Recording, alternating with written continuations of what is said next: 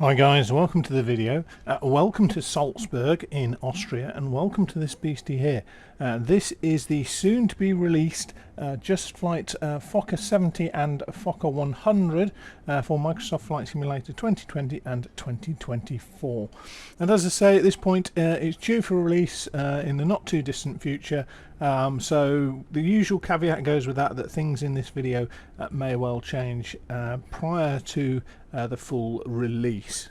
Now, huge thanks go out to Just Flight for very kindly supplying the preview copy for me to demonstrate to you guys. And in the time-honoured fashion, we're going to have a look at the outside, the inside ticket for a flight. Now, I'll apologise in advance. They do say never apologise at the start of the presentation, but I'm going to apologise in advance.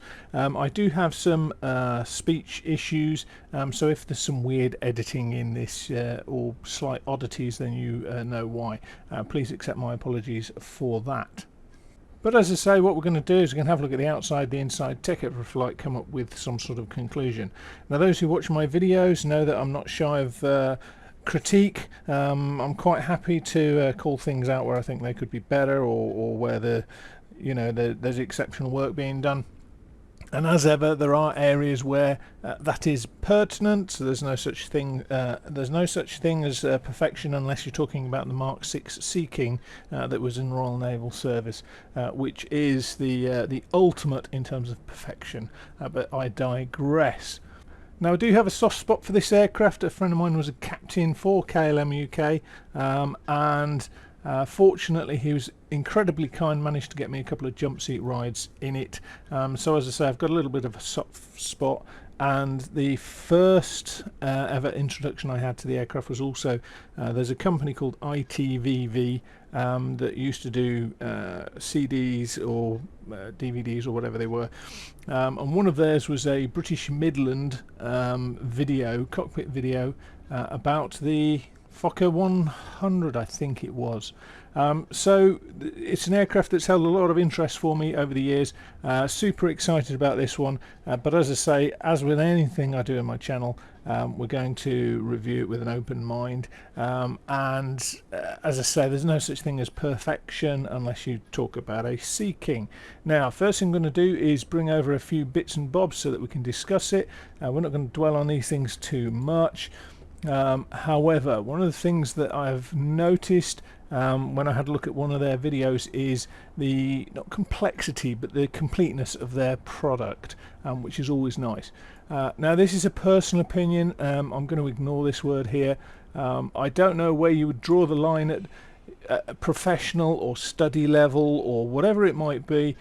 Don't know where you draw that line, so I'm just going to ignore that. I do with all my videos. I just think it's an amorphous term. There's no definition of it. There's no line where something becomes professional or study level or whatever it is. So let's just take it as it is and see how we get on. First thing, obviously compatible with Microsoft Flight Simulator 2020 and 2024. It will be flying it in 2024 because there are more features, things like the walkaround, etc., which are super cool in this version. The development team, it's in-house with Just Flight. It's been in development a long time now, and it's not been one that's been easy to follow because I think originally it was intended to be released for 2020, but as I say, what they've done is they've taken advantage of some of the features in 2024, which does, for me, improve it quite a lot. And the visuals are quite nice as well. There's a lot of stuff that goes on behind the scenes that makes the development from the 2020 version into the 2024 version a little bit more not intense, a little bit more not complicated, but in depth. I think I'd probably describe it as that. It's quite a popular aircraft in the real world. It was a development on from their F28, which sold very well. I think it was called the Friendship, not entirely sure. It's probably in here. There's a few things that throw back. There's also a few things that make it really interesting for me. I like that period where it was early jet age to sort of mid jet age, things where navigations such as LNAV, VNAV, that sort of thing was being introduced, the early FMCs, and you'll find there's a lot of comparisons between this and Airbus, the early Airbus 300 and 310, which for me is absolutely fascinating. but it is interesting in its own right, and we'll have a look at that. Now, coming down, they've got a development update there, but this is the key one now, the professional bundle that they're talking here. And just going to go into the detailed description, and you'll see that there's an awful lot in here, which I'm not going to bore you with by going through. So I'll drop a link into the description for this, so you can have a read through, but there is an awful lot here. Now, in addition, well, I'll just highlight this actually, the variants. There's only one variant of the Fokker 70 included. I don't know how many different variants there were, but apparently it's the only configuration flown by airlines. Whether or not the military flew versions of the Fokker F70, I do not know. But the F100, and here's one of the interesting pieces, there's lots of different variants of it. As you can see here, there's 4 different variants, and there's a lot of liveries. And one of the things that's quite cool is that the livery automatically associates with the particular sort of elements of the options that the airlines would have bought. So, for example, if you're going for KLM City Hopper, it may well include the integral air stairs and small cargo door, which it does for the Fokker 100. So it's pretty cool that A, it's got all the versions, B, they're linked to the correct liveries, and C, if you like, the options there are still to develop those further if you are a skilled repainter, etc. I don't know if they've got a repaint kit out, but I wouldn't be surprised if A, they do, or B, somebody can figure it out. But superb options there in terms of choose your aircraft, choose your livery, and it will automatically configure it correctly. Super cool, that, like that. Obviously it goes into all the other details which we're not going to go into. I'll mention this, the Just Flight on their webpage. They've done a product overview. This goes into huge amount of depth. It's basically an entire hour talking about the aircraft and its systems and the modelling. If you're interested in the add-on, have a really good look at this. I would suggest it's fantastic. Lots of information that highlight the uniqueness of the aircraft. Everything from the MTQ / FMS to the fact it doesn't have leading edge slats. There's all sorts of things that make this quite a unique aircraft. So yeah, have a look at that if you wish. I'll drop a link in the description. So let's get rid of that. Oh, the other thing I'm going to mention is I don't know when the release date is, and I don't know what price it's going to be. But given the fact they've labelled it professional, it's probably in line with their other products marked professional, so the 146, the RJ, etc. But as I say, I don't know what the price is, I don't know what the release date is, and as I say, consider this sort of a preview rather than a finished version if you like the look of it. First thing I'm going to bring over as well in regards to it, they have now developed their own livery manager for it. It's very good, very easy to use, has all the various liveries that you can download. It also does it by version and by sim. Enough said, let's get rid of that. Okay, what are we going to be flying? Actually, while I remember, let's bring this over again. We've got a sim brief route. Going to generate the route. It's actually the route that they use in that video that I highlighted. It's a really beautiful route, so I thought I'd give it a go. But as you can see, Salzburg to Zurich, and the alternate is, where's it gone? It's Geneva. So lovely looking route, very beautiful. I don't have any additional scenery for the airports, unfortunately, otherwise I would just be agog with the beautiful scenery that is there. As you can see, lovely mountains, very nice, and it's going to be a fascinating flight. Right, without further ado, let's have a look at the outside of the aircraft.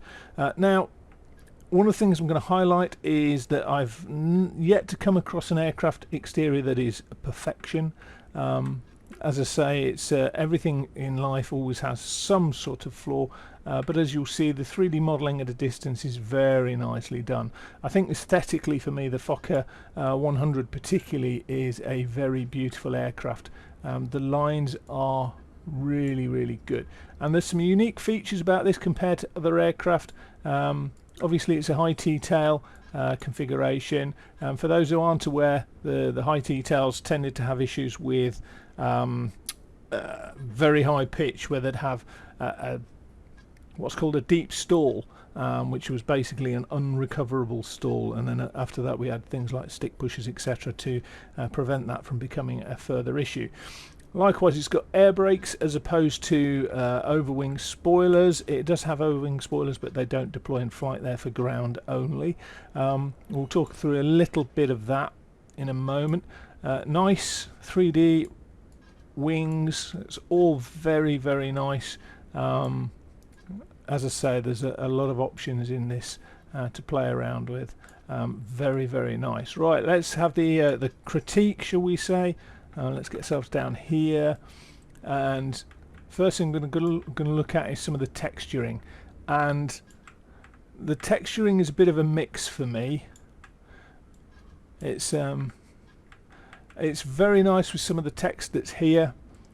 The 3D modelling is very nice, but some of the texturing leaves a little bit to be desired. So under here, for example, it's quite low resolution. Now obviously there's an offset, or there's a balance, should we say, between the graphical sort of impact on the system and the aesthetics, but you can see there's some areas where it's not as clear as, or as clean as some other sims some other aircraft may have.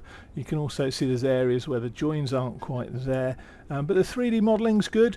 I like the 3D modelling. The flap tracks are good.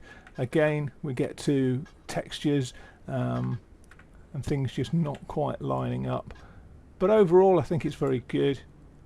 Coming back down here, this is one of the areas where these things tend to get quite complex in the 3D modelling. Done to a very nice standard. Again, I don't know if this has this sort of wrinkled line and the real thing, but I suspect not. But overall it's done to a very nice standard. If you go in too close though, you can see the textures start to suffer a little bit. I'll see what can be opened. The various probes, etc., and the drains are all present and correct. The engines are Rolls-Royce Tays, quite an old engine by today's standards, and these are a fascinating aspect. Now we often think of reverse thrust, things like 737s, etc., where you get a cowl that slides back and allows the air to escape. They're not really quite the same as this. The reason being is that when you spool them up in order to get your reverse thrust, in the process of doing so you also spool up your exhaust that's coming out from the core elements of the engine. So in some respects you get a reverse thrust, but you also, that's attenuated by the core engine output.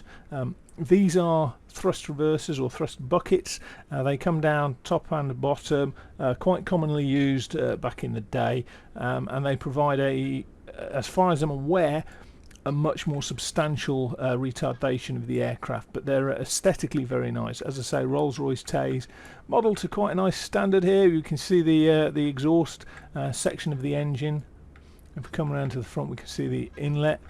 Again, I like the windmilling effect and the click-clack noise of it. Again, you can see we're just losing a little bit of the sort of roundness, but the animated bits, very, very nicely done. Now, windows. I find the windows to be a bit of an oddity. You can see we've got a lot of squaring off and straight lining here, which is a little bit of a shame. Also, although we've got PBR texturing, we've got not particularly great sort of 3D modelling. I mean, I'm being super critical here, guys. As I say, I don't know how much it's going to cost or the price point, but obviously it's been in development for quite some time. Now, as I say, you can see here it's a bit odd how it comes round. Let's see if we can just elevate ourselves a little bit, and you can see the sort of texturing. There's not a lot of depth to this sort of part of the aircraft in terms of the windows. I don't think they're a highlight of the aircraft and the modelling. I mean, they're perfectly adequate, but emergency exits, again, you can see that if we move in, it just, the textures just break down a little bit. Now I have got this on the, I think it's the 8K textures that I've loaded in, so yeah, it's I don't think it's the greatest element, but you know, as I say, I'm being hypercritical.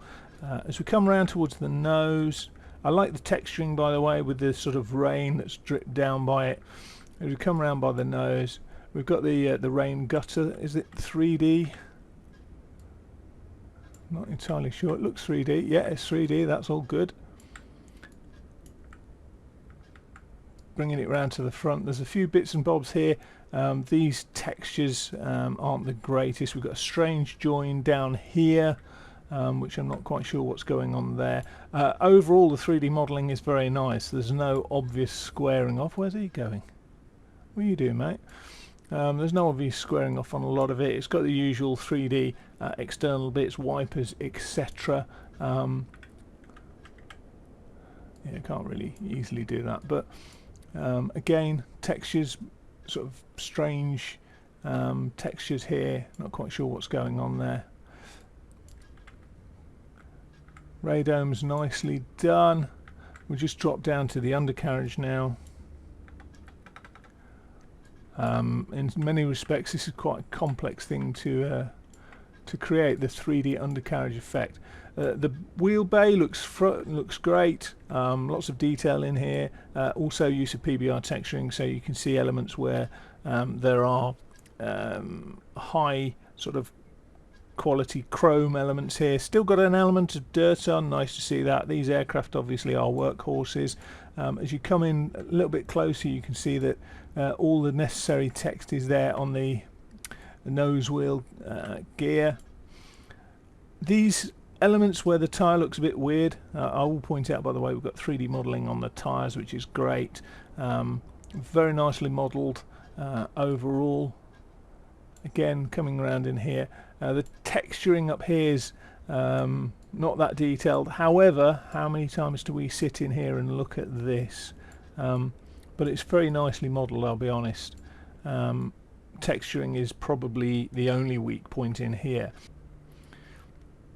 So these are chines. They're designed to get water away from, let me just see if I can bring it around a little bit.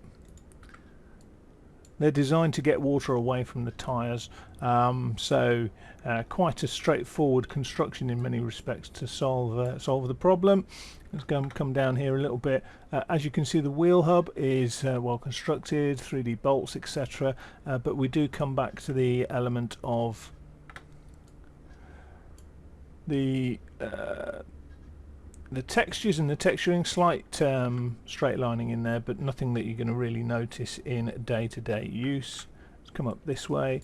All the usual appendages, as I say, on the underside of the aircraft. Your flap tracks, very nicely done. As I say, there's no leading edge lift devices, which is quite unusual in a lot of aircraft these days have them. Moving on to the main gear, very nicely done overall. So the mechanical parts of it down in here are very nicely done. You know, we've often had aircraft where things aren't connected or whatever, but this is very, very well done. This is one of the highlights for me in the terms of the outside modelling. That's because I am very, very sad. Grooves in the tyres, we started seeing that a lot more. So the tyres are 3D modelled with curves to them, etc. They're not the flat things that we used to get years ago.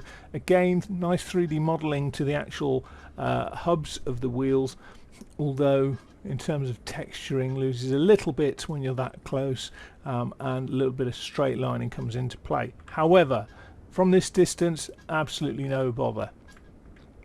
So I'm going to jump into this mode.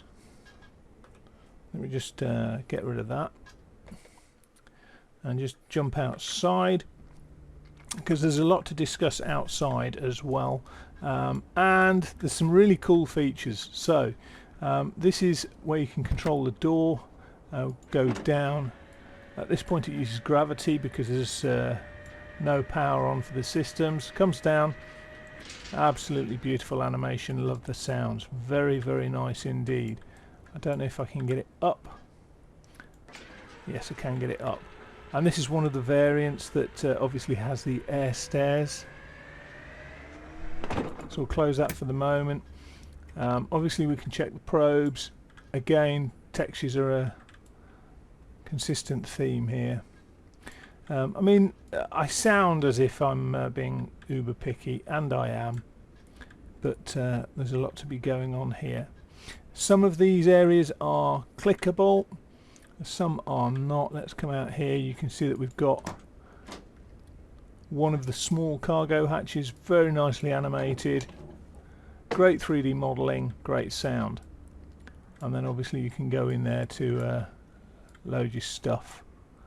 Where's the click point for this then? Obviously you can do it in the aircraft as well through the EFB. One of the things we do want for this is we're going to pop the external power on, and you can listen to it starting up. Heat haze from the exhaust, very nice. And there we go, it kicks in fully now. Quite noisy. Still got our static stuff in place. And as I say, we've come around here. There's another cargo door around here. I haven't tried to open this one actually, but we'll see if it does what it's... Yep, there we go. Exactly the same thing again.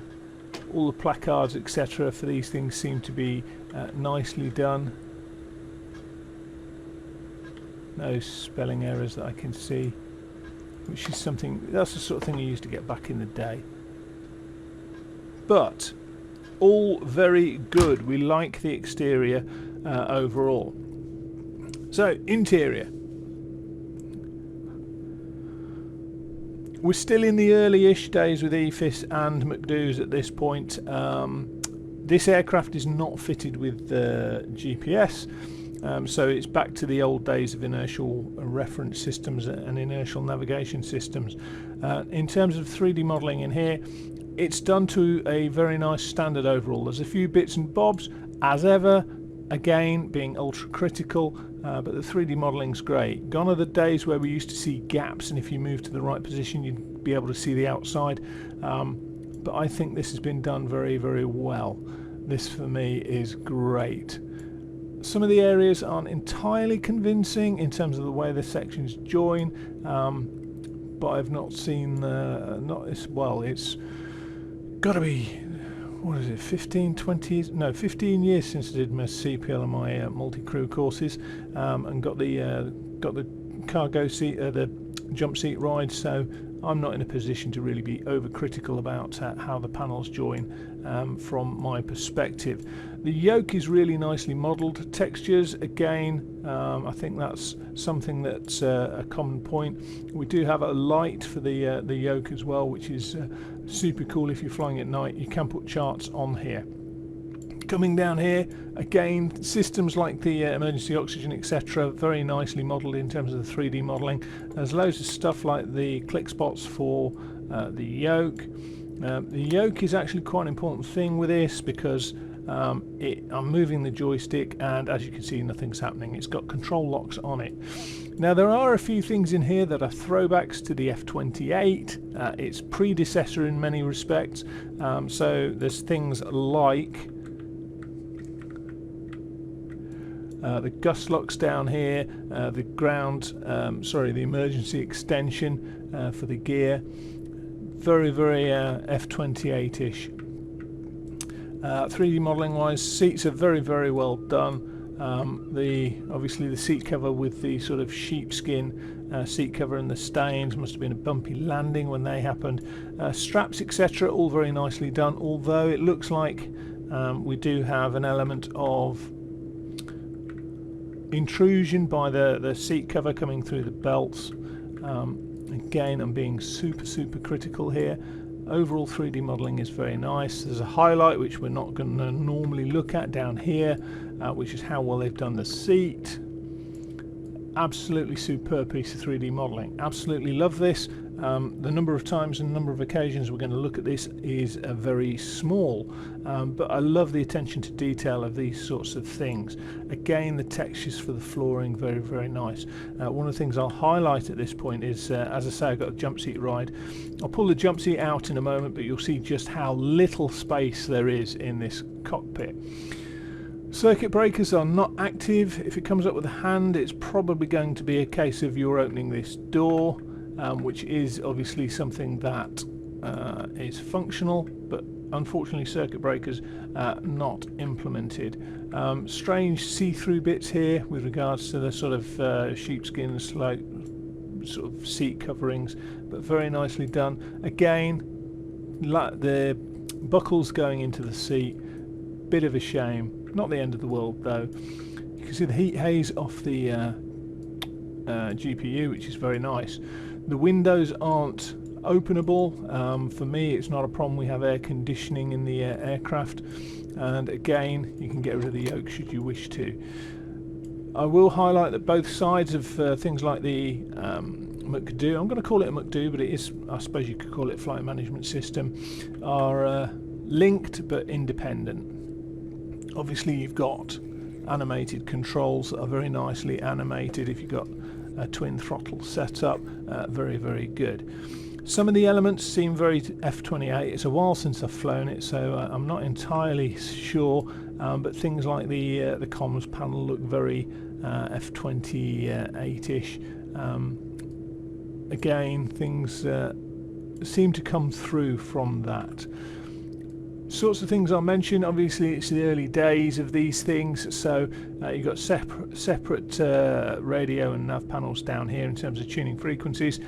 You've got your transponder here, but this is your ILS, so it's not integrated as we would have in a modern aircraft. Makes it more interesting. I love things that are interesting. You've got your thrust management panel down here. Switches are very well implemented.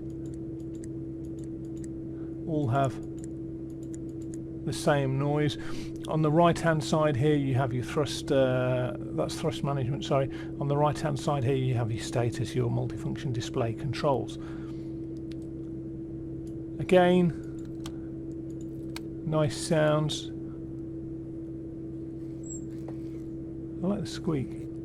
Oh no, that's my controls, my bad. So again, 3D modelling, quite happy with that. Texturing done to a very high standard. What we will do is we'll just come, one of the things I like to do, it shows the depth in terms of the 3D modelling. You can see all the way across the panel, done to a very high standard. The glare shield is great, nice joins, nice colouring, nice textures, all very nice. Coming up to the overhead again. There's a few things with the overhead that make it interesting. We'll just duck down a little bit. And there's a few bits in the main panel that make it interesting. And something that's interesting, I mean, I don't know why, I like the Airbus, but the Airbus 300-310, you can see elements of this being drawn across, or elements of them being drawn across this. But lovely depiction of 3D modelling here with the reference cards here, the various bits and bobs. Texturing, we lose a little definition in the texturing on the dials down here. This one, the ADF DME one, is, or the VOR DME one I should say, isn't the greatest, but again, depends where you're looking at it from. And one of the things I'll say, in the position that I normally fly, I don't fly with my nose pressed up against everything, and so this is more a sim limitation than one of the limitations from the developers, but these screens are fairly small. As I say, it's the early days of EFIS and flight management systems, so I'm not going to be critical of them, it's just something to be aware of. There's a various mix of things where things are all over the cockpit. So for example, your setting your altimeter is numerically down here, but to change it from standard pressure setting to the alternate one is one of these buttons here, altimeter, there we go. So changing it for standard to QNH is here, however the pressure setting is here, and then it displays on here. It's all very interesting. These buttons will look familiar to someone who flies an Airbus in terms of the nature of the buttons, but unlike an Airbus you can choose more than one of these options at a time. The operation and functionality of the screens is quite interesting in how they behave. This is very sort of early Airbus-esque in terms of its appearance, which is interesting for those who fly maybe the 310 or the Airbus A300. There's still things that look quite Boeing-esque. So for example, you've got your flight path vectors or your flight directors on either side here. One of the things that comes into play here is the flight path vector, which comes up as like a circle telling you where the aircraft is going in its current configuration, state and flight path. And the friend of mine who used to fly these things, he said his company, for visual approaches, one of his company requirements was that he had the flight path vector on so that you could set it, and obviously that means you can set it up with a nice 3-degree glide slope, and you can therefore see where your aircraft is in theory going to touch down. There's a couple of bits of redundancy, so here you have your caution warning panel, but you also have the more modern electronic sort of warning systems as part of the multifunction display down here. Likewise, you have the engine parameters up here, which is kind of a backup to the engine parameters that you'll see on the screens as well. So it's all really, really nice. Placarded very nicely, and as I say, overall it's very, very cool. As I say though, one of the difficulties is there's not a lot of actual clickability. I use the term clickability. Basically, there's not a lot of interaction other than with the normal systems. However, the systems have been, from what I can see, developed to a very high standard. So, considering that's the vast majority of the aircraft, I'm very happy with that. As you can see, we're now into the modern phase of setting up aircraft. It's a dark cockpit, although these two switches down here confuse me because one has normal operation where it's lit, one has normal operation where it's not. And if you notice, these are external bits. So the external power and the APU seem to be swapped in some respects. Sorry, there's one external and one internal, but they perform the same basic function in many respects. But as you can see, very Airbus-esque. Hydraulic systems over here, wipers and various bits and bobs in terms of cabin calls, lighting down here. Then we get into this section, which is electrics. We've got all of the various things that you can play around with the fire systems, or the fire detection and fire extinguisher systems. Coming up here, you've got your test panel. You can test everything. All of the systems that I can find are functional. If there's anything I've missed, then I do apologise. As I say, I'm not going to set these off today. Top right, you've got the IRS mode selector, the inertial reference system mode selectors, and again there's some nice features. So you have to lift it out to go to certain positions, so you can't go to nav past a line unless you lift it out. You might be able to see slight change in the position of the switch, and then when it's out you can turn it further to the right, and you can put it in as well so that you can't accidentally turn it off nav, which is a nice feature. As I say, it's the early days of these sorts of things, so in terms of setting up the cockpit, we're starting to get to a very good level of ergonomics. I wonder what I've clicked there. There was a noise. Again, you've got a fuel panel, and we're now into the days where we've got lines to show what's going where. Air conditioning, other than setting the landing elevation, you can have it set up fully automatically, various probe heats, etc. Engine start panel, pressurization down here, and so on and so forth. But there's a few things that are in an odd position. So the APU far on the right, again, it's just there's a few oddities, which makes it more interesting to fly, and we always like things that are interesting to fly. So what we're going to do now is just have a look at the cabin, and in fact I'll show you if I can. Let's shut that, shut the door, and then where's it gone? Where's the click spot? Is that it? Yes. So there is where I crammed my 6'2" frame in. It's actually quite comfortable, but I wouldn't want to be a type rating instructor spending too many hours in these. I think I would be squashed as a limpet. But there we go. You can see it's all nicely animated with the various bits and bobs with regards to it. That can go up, and it's all really nicely done. I mean, that's quite an engineering piece of work, isn't it? Obviously you can lock the cockpit door should you wish, and then we'll come through here. There's actually a lot that's modelled in here and a lot that's not. So again, doors etc. are modelled. 3D modelling is very nice. The textures maybe not so much. Again, here's all your stuff for the cabin crew, all very nicely modelled. But again, there's nothing. You know, we've got to the stage with some aircraft where you can put a pot of coffee on. It's ridiculous the way we are compared to FSX. Again, KLM City Hopper, not the greatest textures, bit of a shame, but everything else is there. There's not a lot that's clickable in here. I think the cabin baggage stowage isn't, but I don't know. It tells you if it's clickable when it has a sound or not, or movement. So I don't think there's anything there. The cabin, again, the cabin windows aren't clickable. Again, a little bit of a shame. But it is what it is. What I will say is the lighting system in the cabin is very good. I'll show you the panel for that in a moment. Obviously we haven't got much in the way of power going, but all the way down to the back, very nicely modelled. And depending on which models, some of the models have these seats removed so that you can have access to the back of the aircraft. Toilets, should you wish to go, unfortunately inactive.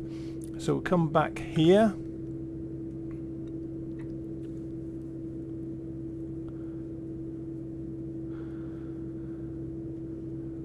And as you can see, we've got a certain amount of clickability. All the systems seem to be working and functioning as you would expect, but a lot of the other stuff isn't.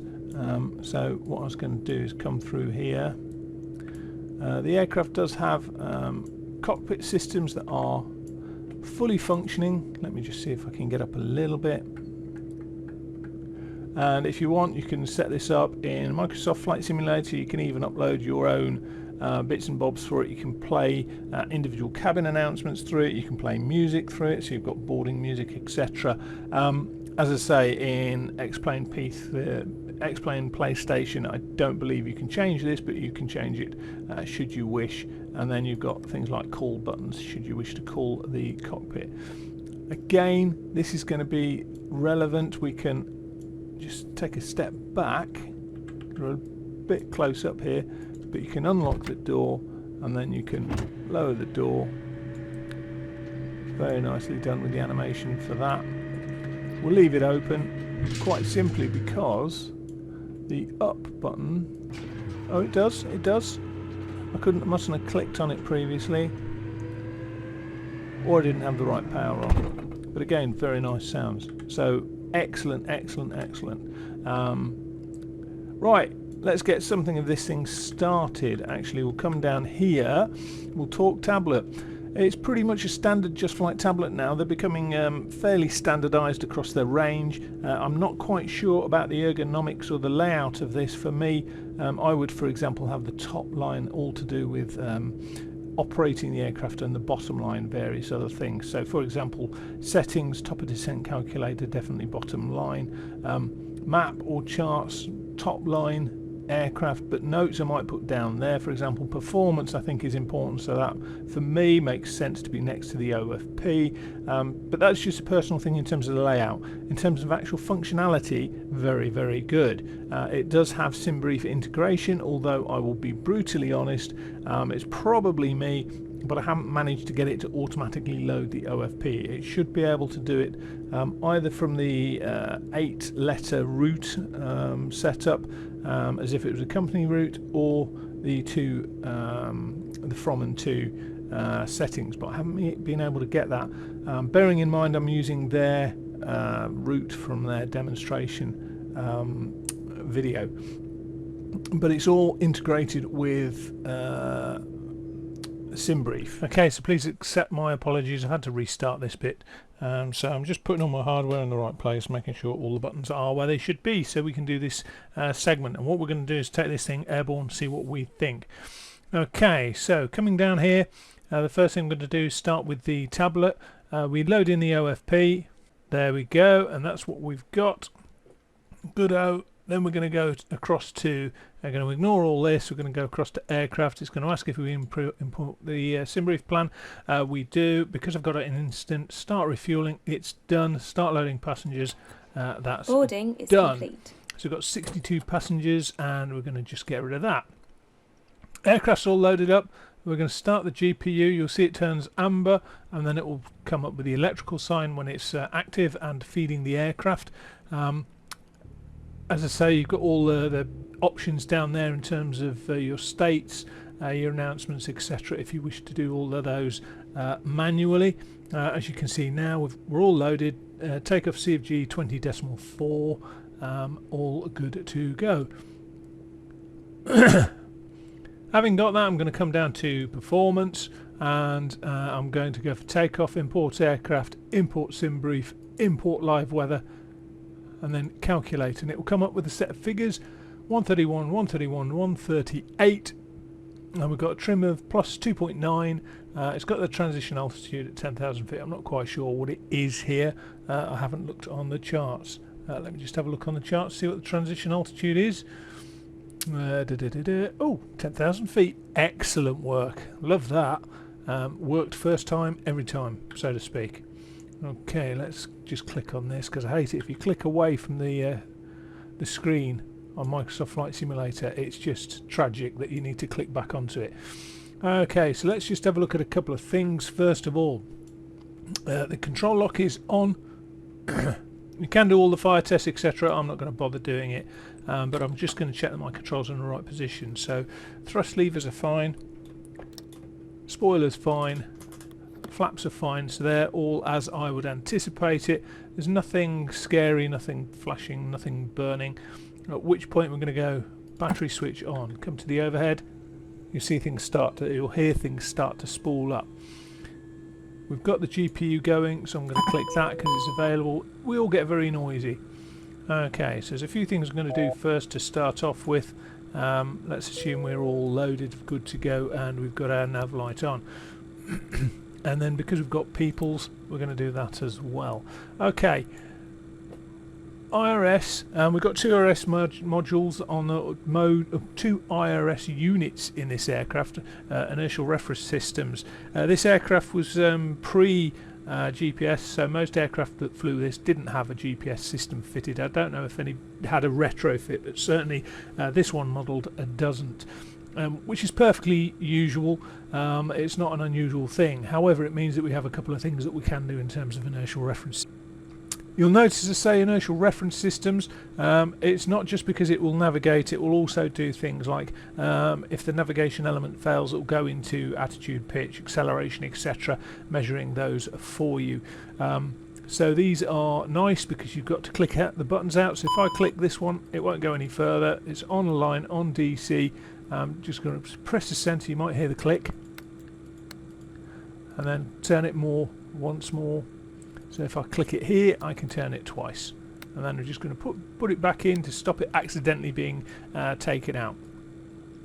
So I'm not going to go through the panel in depth. There's a lot to it.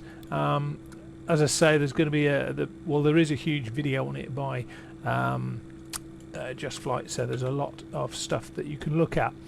There's a lot of idiosyncratic things in here that are absolutely fantastic, so we'll go through them as we do. The airplane and the up front panel looks very similar to a lot of Airbus stuff, particularly with things like the constraint, the waypoint buttons. The layout of the instrumentation is completely different, but a lot of it will be familiar. Yet there's still Boeing-esque things like these flight path and flight directors. The colleague of mine that used to fly these, he did a visual approach into an airfield. I have no idea which one, but apparently their company setup was that if they're going to do a visual approach to any airfield, they were going to have to do it in the flight path vector. So we will turn it on. We're not going to have a look at the flight path vector today. I'm trying, obviously badly, to try and keep the video short but informative. Autopilot system here, auto throttle system, autopilot. I thought previously that you could turn the autopilot off just by clicking it.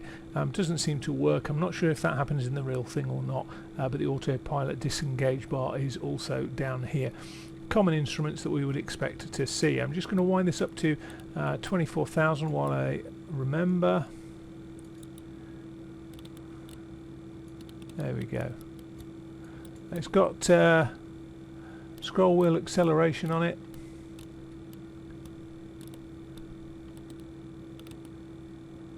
There we go. So that's all good.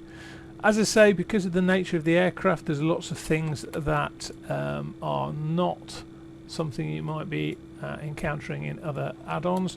So for example, if we're going to turn the lights on, the light for here are up here, so we'll turn that screen on, we'll turn that screen on, well, come on, we'll turn that screen on, we'll turn that screen on, there we go. Have to do the same obviously on the other side, so the menu bar gets in the way with this. Turn that one on and turn that one on, and obviously at night time you don't have them bright as you can because you'll ruin your night vision. Obviously with the sets down here with the MTQs, FMSs, whatever you want to call them, they also have lights. Took me a little while to find where the light switches were for here, or the light rheostats I should say. They're down here. Turn them up. A couple of nice features. Obviously we've got various things down here. You can turn screens on and off at leisure, so we can turn that one off and that one off, and the right hand one comes up with a white line. That's to show that the screen hasn't failed, it's just got no data on it. Obviously we're going to put some data back on it because we are good little pilots like that. But obviously it's very similar to a modern ECAM system. There's a couple of reversionary things in this with regards to that. So there's an old school carrot salad, the caution warning panel, which you wish, if you wish, that's available to use. Likewise we have the reversionary thrust management panel there, and your engine instrumentation and details. Right, at this point we've got everything we really need to a level. I'm going to go to init. As you'll see, it's very similar to the Airbus A300-310. I haven't been able to get the flight management, the loading in of company routes etc. to work. That's probably a me thing rather than Just Flight. But we are going from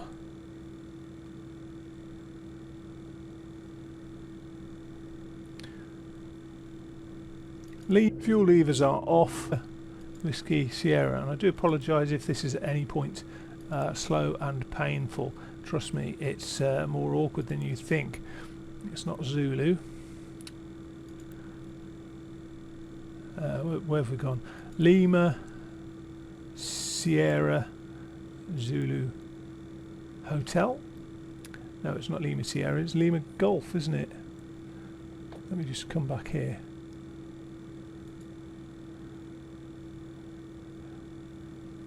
That is Lima Sierra Zulu Hotel. That goes in there. There's no pre-filled details for it. The cost index is 22.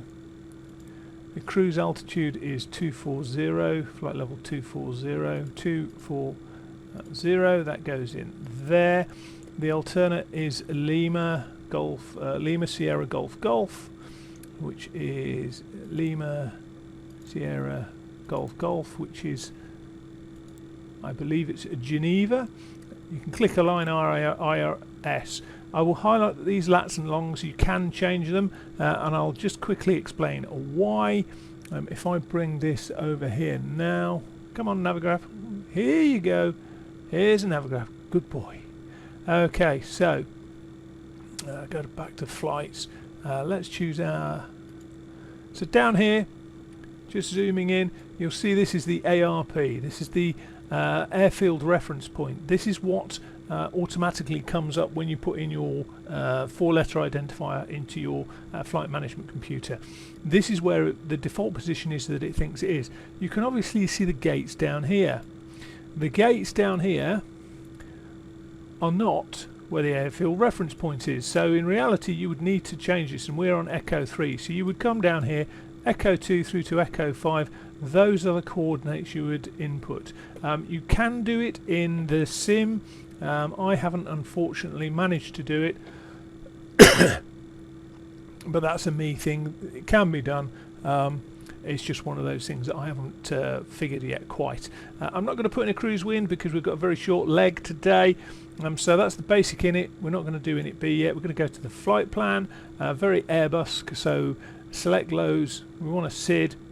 The SID we want is for runway 33, and it's going to be the TRAW to Alpha. Insert that. Come to this point, we're going to then insert a airway, which is the Lima 856. That goes into there, and we're coming off at where have we gone? Can't see it. T. Where are we coming off? Negra. Silly boy. N E. There's a G gun. G R A. As I say, if you're familiar with me, previous videos, etc., you'll understand a lot about these few minutes. So we've now got an arrival. In fact, we need to put our arrival in, don't we? So Negra Star, this is an interesting element for it. We're going for an ILS for 1.4, Negra to Alpha. At this point, it hasn't come up with any transitions. So we'll click Insert, and then it comes up with a list of transitions. A very weird way of doing it, but when you click that, it doesn't give you an option, it just loads it in. So that's all done. So if you were to go back to Init now, if you skip across, we've got everything in that we need to do apart from the block fuels. So let's jump back down. Let's jump back down here, and this is where we click these down here. So we're going to export the weight, the speeds, and the Toga Flex ratings. So that's all good for that. Then we come back here, and you'll see takeoff speeds loaded. So that's good, good, good. All the figures are complete. Absolutely bob on. Performance, you can see it's all here ready to go for runway 33. Zoom out a little bit. We're just going to come across here. We're going to tell our buddy here what the flight plan is by going there. So initial setups are largely there. If I've missed anything, I do apologise. We can talk about other stuff whilst we're flying on the route. I just want to get us airborne. So the overhead is where I want it at the moment. This is where I want it at the moment. I'm not going to mess around with it too much at the moment. This is where I want it at the moment, and then this is where I want it at the moment. So with this in mind, we've got our GPU. I can hear it churning away there. We're going to come up here and we're going to consider starting our engines. But what we do need to do is we need to start up our APU. Click it, pull it out, click it, pull it out, says he. Hold it for a few seconds, and then down here you'll see on the last page APU start in progress. We'll see the figures come up here, and we'll be able to look at what we're doing. Whilst that's starting, I'm going to look at setting up a few other bits. So up here you can see we've got plan, which is the traditional plan, map, which is the traditional map, arc, which is sort of basics just for instruments off VOR, and rows, which is exactly the same thing but full circle. The ranges are interesting because they've only got 30 and 15, B 30, 15, 30, 60, 120, 240 on the other. The B significance is you'll see it's a full circle here. If I can move the camera, click that, you'll see we get rid of the circle. So with circle, without circle. Generally I'll fly with the arc, but it is very handy to be able to put the circle with the map over it. We're going to go and put the constraints and the traffic on. Our buddy over here is going to just have the where have we got the weather? Is that the weather? No, that's waypoints. I think the weather just overlays automatically. Just making sure the weather radar is off. So that's set up how I want it. Coming down here, the APU should be on now, and it is. So up here, you can disconnect that. As long as everything stays on, we know we've done our jobs okay.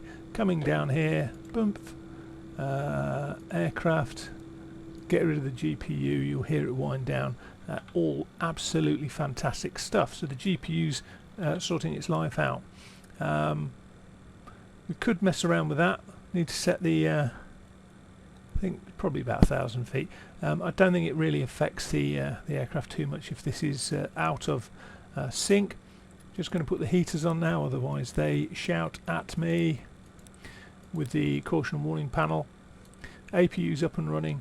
Everything else is looking good from my amateur perspective. Coming down here, again everything's looking good. So what we're going to do is we are going to get rid of our chocks, and we're going to look at the pushback. The pushback in this, me and it don't get on very well. So I'm going to call the pushback, and you see the tug arrive. When I say tug, it's yeah. Let me get the button up for it. Is it arriving? Oh, here we go. Connect. And you see it's not the greatest ground handling. And it kind of latches on with a big clunk. You'll see it in a moment.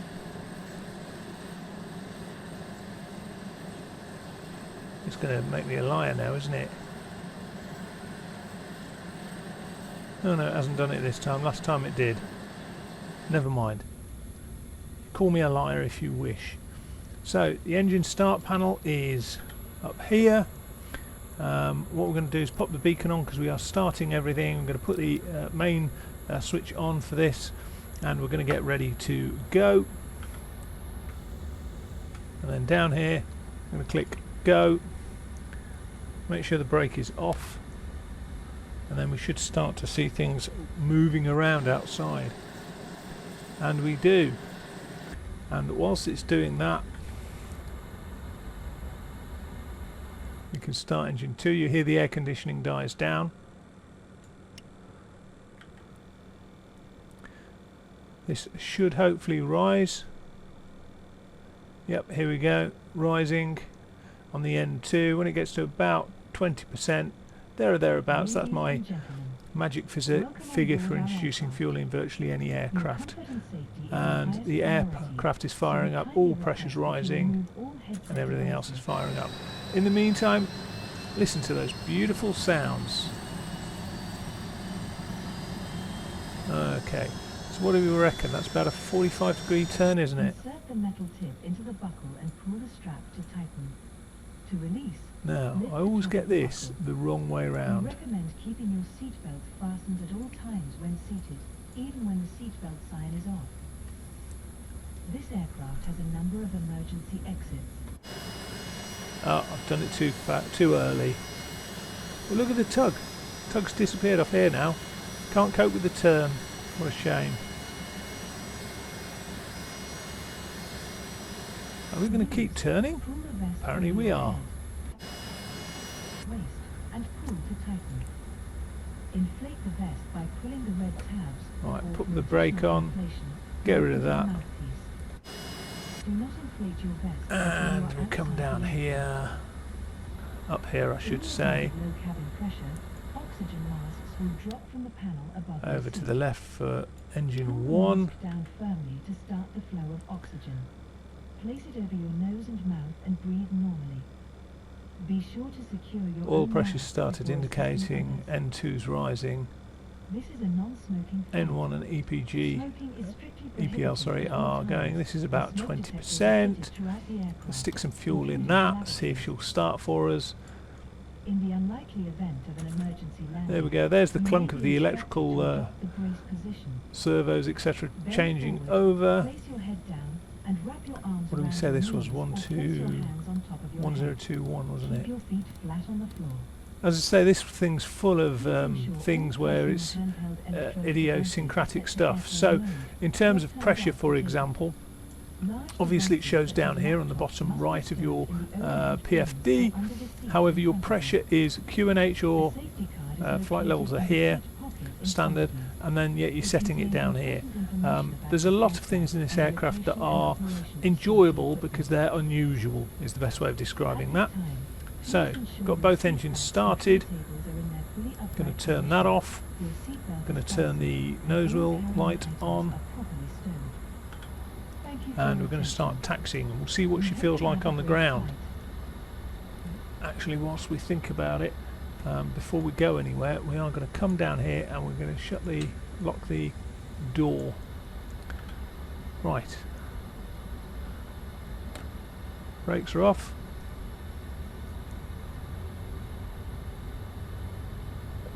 Once she's rolling, she turns very nicely. Very steady, very progressive, nothing to be too excited about. And as we taxi out, we're going to do a couple of things. We don't need any flaps, which is absolutely great. We're going to put the auto throttle system on. We're going to put VNAV and VNAV and LNAV on.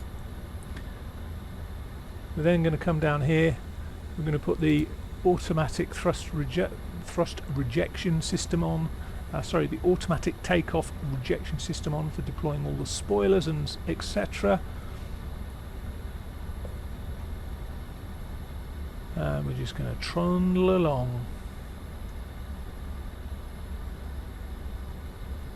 And head round to where we're taking off. It's a very short journey, doesn't take us very long. There's a call from the cabin. Cabin is secured. Excellent, thank you very much. Some of the calls I'll highlight I think are a little bit out of time. But this is just fantastic steering this thing around on the ground. Should we have a quick look, make sure we're not going to hit anybody? No. As we come round here, very nice, very positive steer on the ground. Progressive, no real issues at all with this. Very nice ground handling. Okay, so as I say, we're going to do pretty much a climb straight ahead. Runway 33, we're going straight up to flight level 240. There's no steps that we need to worry about in terms of that, which is fantastic.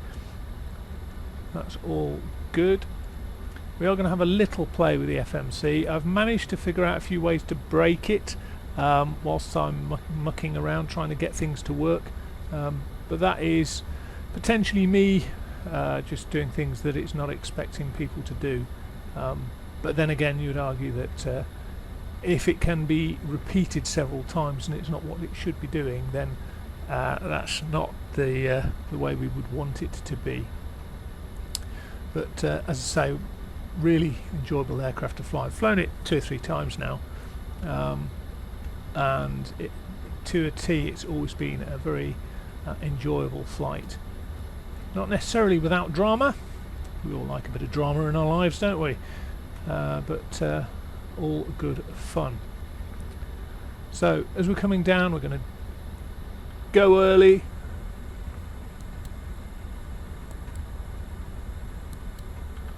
Stick those things on.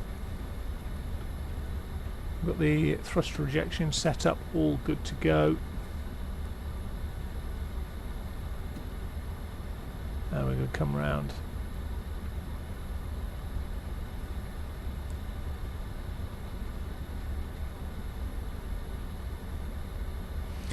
And we'll just do a rolling takeoff. I think we're good to go. In fact, what I will do... Oh, we're not good to go. We're not good to go. We didn't do a full and free control movement, did we? And this is important because we've got a control lock, haven't we? So, coming down here. Here's our control lock. It's very similar to the F28. Click on that. Control lock should be full and free now. That's why you always do a full and free check, which is something I didn't do on the journey down. However, that means we are now good to go. We're not going to steam into the ground. It would have given us a config error, so we will just check config as we come down. Right, so what have we forgotten here? Takeoff config stab 2.9. We didn't set that up, did we?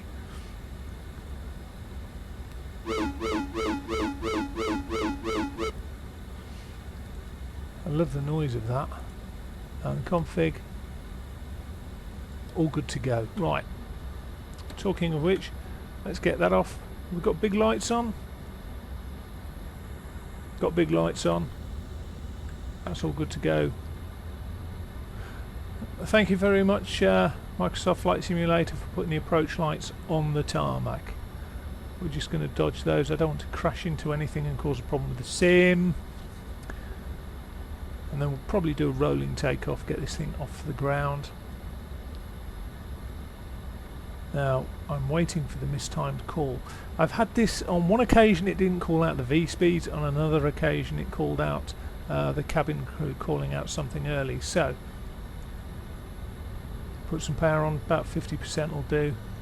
Let the engine stabilise, they all look good, and press the toga button. And here go the engines, here we go. Thrust set. Cabin calls. Crew, seat for takeoff, please. I'd have thought by thrust set that have already been sat down, tied in. 80 knots. Ground handling's still nice at speed.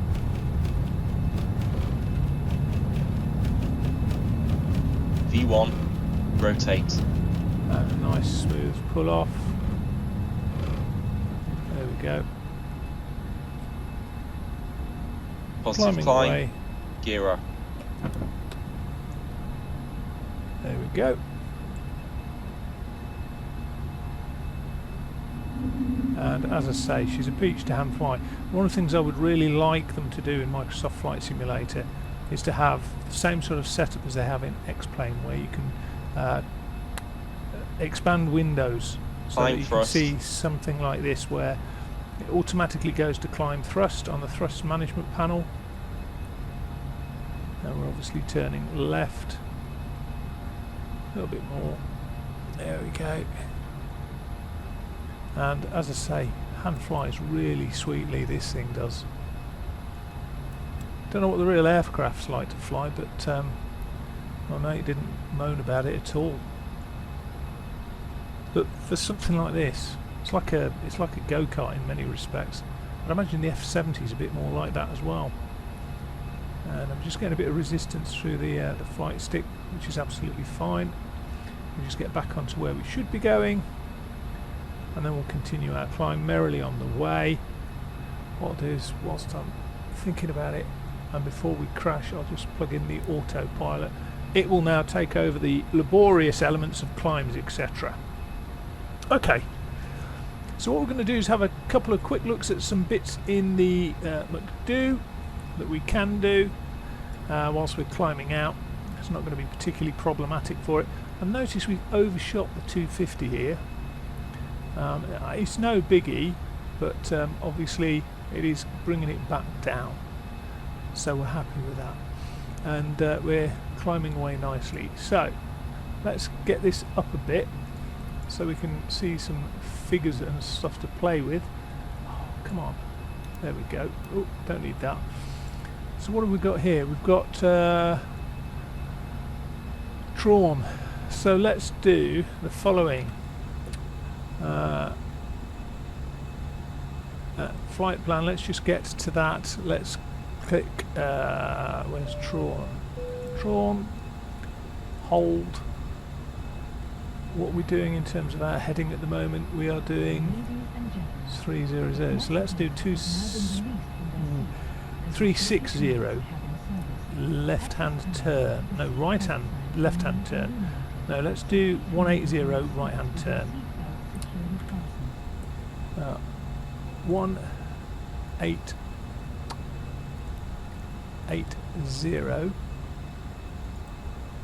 and right hand turn.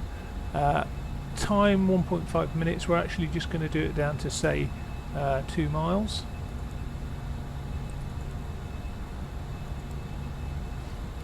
There we go. Insert. Let's see what it's got as a picture for us. Flight plan. It's got the hold there at Trawn, and let's see what the picture tells us on the telescreens.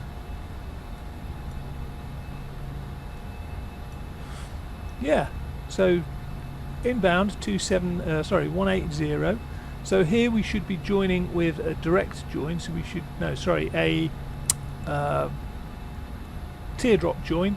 So we should just see if we can shrink that a little bit, and we'll talk through whether it's going to manage the join correctly. What it should do is overfly the beacon. It should then turn onto a course out about this direction, to form a teardrop, and it should then come back round and continue the proper entry to the hold there. So we're going to see what it does. It's always interesting for this. Just going to double check actually one of the things that one of the previous aircraft, one of the recent aircraft I didn't draw it correctly, but that's drawn it nicely. So yeah, as soon as you moved it to plan, it was like, what the hell is going on here? So we've got about 2.5 miles now to run before we join the hold. It's still in the climb. Ooh, hold speed, I don't want it to be down at 270. Let's see if we can change the speed. Hold speed, we're going to go 210. There we go. And let's see what it does. Should be accelerating back up to 210, and it is. And let's see if it does the teardrop join. That's got it's got an angle here that it could, in theory, do it quite nicely.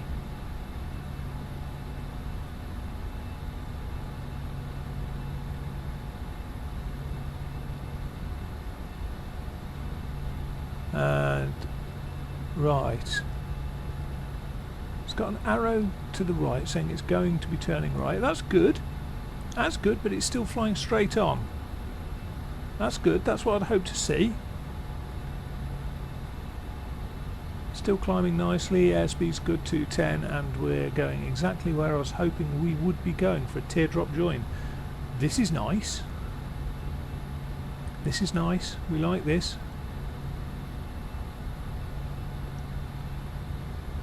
Not all sims will achieve this. Not all add-ons will achieve this. So this is particularly nice to see. Let's see. If I just scoot that upper page, should see a bit better. So we've come in here, and it's going to do Tron 7000 plus, which we've achieved, and it's going to come around here, turn right, and hopefully join this route here to do inbound. We'll see what it does. I'm absolutely fascinated to see what it does here, but hopefully it's going to turn right at some point. Yeah, we're turning right. Maintaining all 210's rising a bit, it's speeding up, not quite sure why. Our rate of climb has dropped, but I'm not sure why we're speeding up. We should be maintaining 210. 220. Now it's got a speed of 272 there. There's a selected speed. Why has it got a speed of 272 there? Right turn 210. Interesting. Maybe it's because we're still in the climb. Interesting.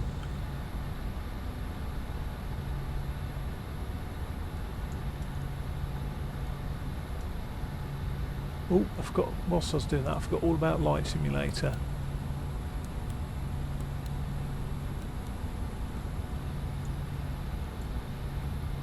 Oh, this is going really wide. This is going really, really wide. So that's a 15-mile ring. There or thereabouts. That's really wide. Let's just go here. Where's it gone? Where's the fix gone? Reference, is that it? No. Flight plan and progress, that's the page you want. TRAUN.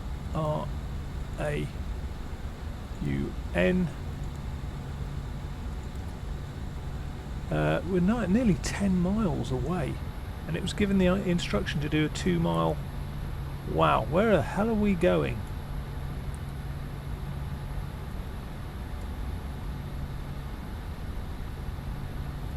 Where on earth are we going?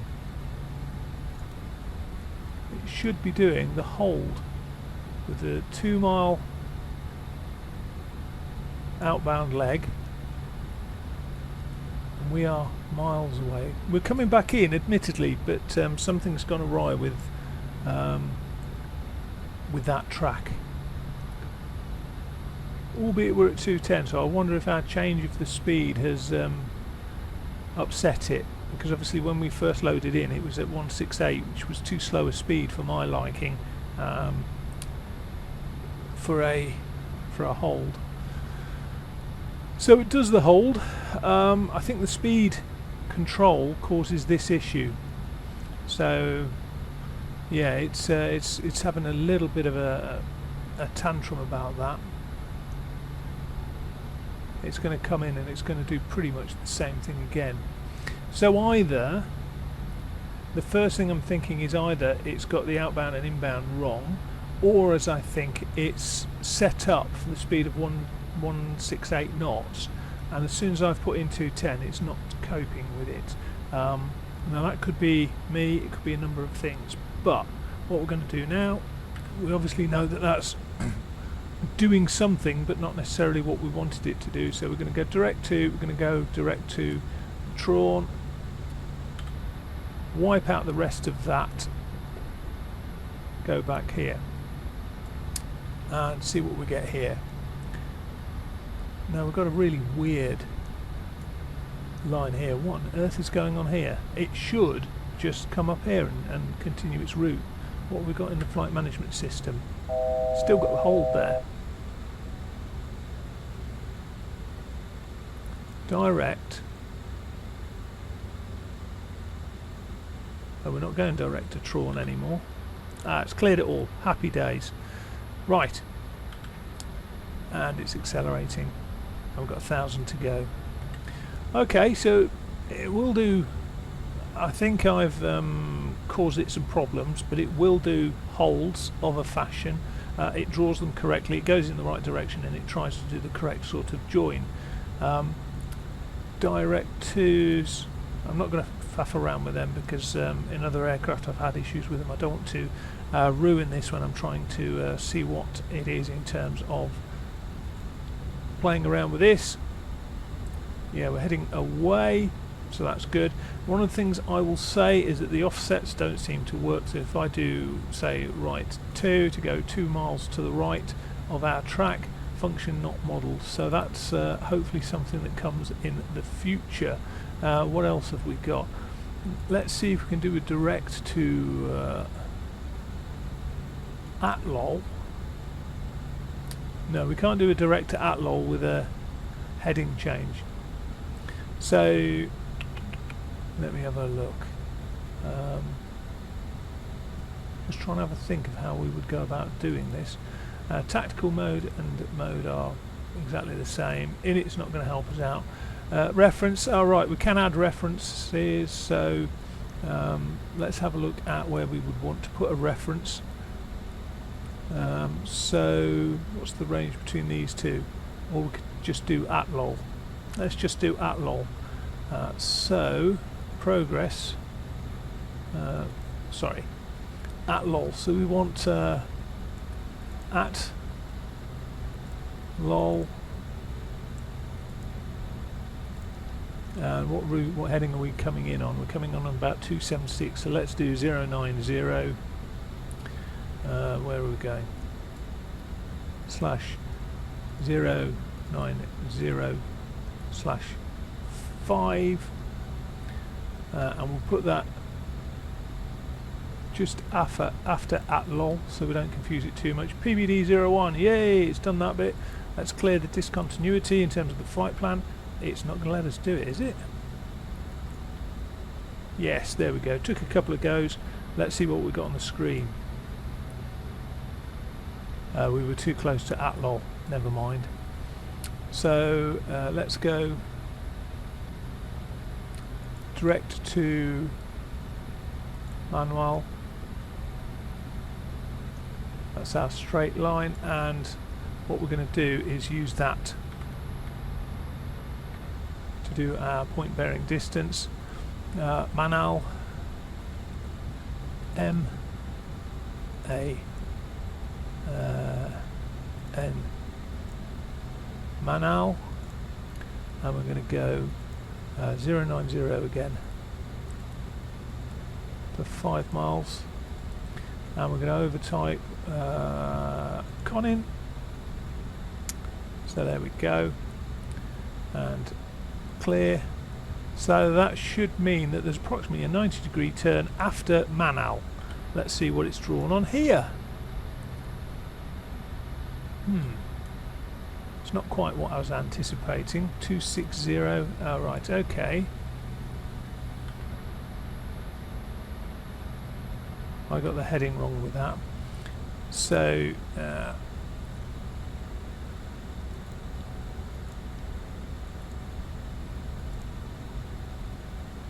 Manal 260180 at 5. Put that one over that, and then put that one. Got to clear the existing one.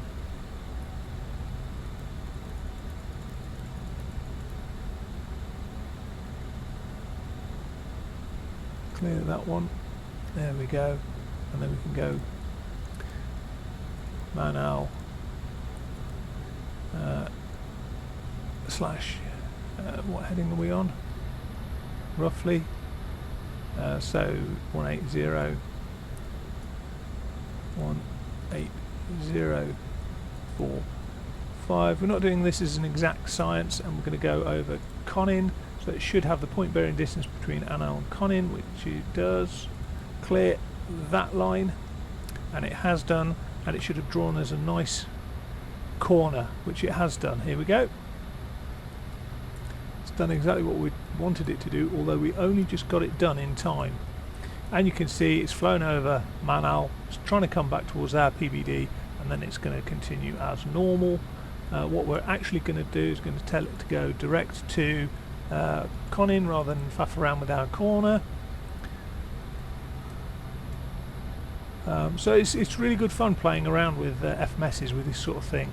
I really enjoy it. I think it shows off the aircraft a little bit better in terms of its capabilities, and also beyond that, it's a lot of fun for the pilots. And you'll soon find out if you break something.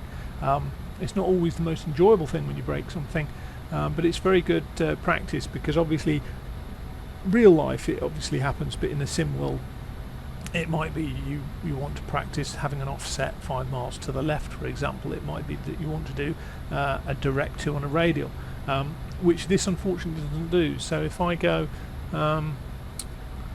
direct 2 down here, it doesn't give me the option to do a radial. All it will do is literally, as soon as I touch one of these buttons, it will take me there, which is a real shame. Where's our top of descent? Actually, what we'll do is we'll do a couple of changes whilst we're here. Amiki wants a 7,000 and above, and then we've got a fixed one here, flight level 109, so this is coming down 100 5,000. So we will actually do a hard altitude here of 5,000 for the flight planning system, so we can figure it out. Let's see how we get on with that. And what we're going to do, in essence, if this will allow me to show you. Actually, why don't I stop being an idiot and bring this over and get rid of that and bring this over. What we're doing is we're coming in here, so we've got Raved, Etoxu, Negra, Mativ, down to Amiki, which was, if you remember, the start of our transition. That's at or above 7,000. The next chart we've got is for the ILS, which we're going to be doing. Now, I've got two choices. The first choice is that this is a very tight turn, and I don't like this turn, because although it's the correct procedure turn, we're turning more than 90 degrees to the right. So in actual reality we'd end up having to do this behaviour, or we would shoot into the dead side. So what I'm going to do is try and sort us out. So Zulu Hotel 702, what I've got to be mindful of is the high ground around here, because if I come up here you can see 564545, 9,200 feet to the southwest through to the east. So this is down here through to this. This is 9,200 feet.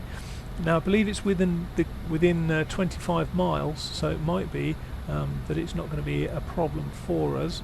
The platform altitude here is 4,000 feet, so anything coming in here 4,000 feet. So what I'm going to do is probably do a direct to from Zurich east to this position here, and in fact I might even bring it all the way across here towards Tassading. I don't know how to pronounce that. I'm not the brightest thing when it comes to that, but let's see if we've got Zulu Hotel 704, and if we have, I will take us straight from Zurich east to that, just to make that turn a little bit easier. So back to here, and Zulu Hotel 704, Zulu Hotel 704, 413 704. Yes, we do have that. So what I'm going to do is I'm going to ignore that one. I'm going to go straight from Zurich east to there. Let's just have a Zurich east. Going to ignore that one. So clear, and that should now provide us with a much better line. So what we can do is we can come up here. One of the things I haven't looked at is where my top of descent is. We may have to go charging on down. I think we're plenty far away if I'm looking at this. Yeah, I think we're plenty far away. We're what, 80, 90 odd miles, nearly 100 miles odd from where we need to go. So 24 minus, what's the airfield elevation? Touchdown 53 feet. Is it really that low? 1600, 1500, so 1500, that's 22,500 divided by multiplied by 3 is 66, so say 70 miles including the level off. So let's just do down to here, progress, we're going to go to Zulu Hotel 40, Zulu Hotel. What was it? Zulu Hotel 704. And that'll give us an accurate distance to run, or a more accurate distance to run. That's the one we want. 95 miles. So we need to be thinking about going down now, really.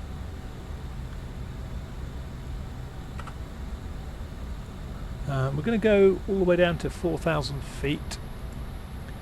Why not? Because we can. 4,000 feet. And we'll see how well it tracks what we're after. No, we can't do profiling the descent. Maybe it's because we got rid of our tracks earlier. So we will do, where's it gone? Level change. And if we need to, we can use the speed brake to adjust how we're getting down. But really enjoyable aircraft to fly. I thoroughly enjoy this aircraft. What I'll do is I will just skip ahead on the video, and you can rejoin me when we get down to a more interesting altitude.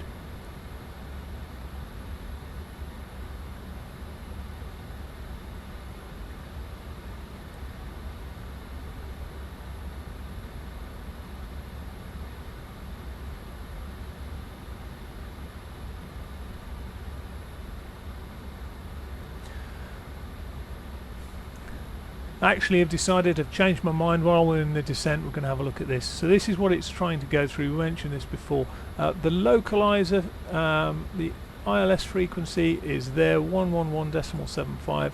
I think we mentioned it earlier in the video. If not, please accept my apologies. But like a 757 or a 767, the I think maybe the A300 310, It's got a separate box for tuning the ILS. So although these two VORs there, you can see them blanked out, that's because they're working in tandem with the inertial reference system to provide inertial navigation system. This down here is a completely different beast, and you have to manually tune it. So we're going to go 111, and I believe it's 75. Let me have a look. 111, 75 initial approach course 134. Always, it's you always go the wrong way with this.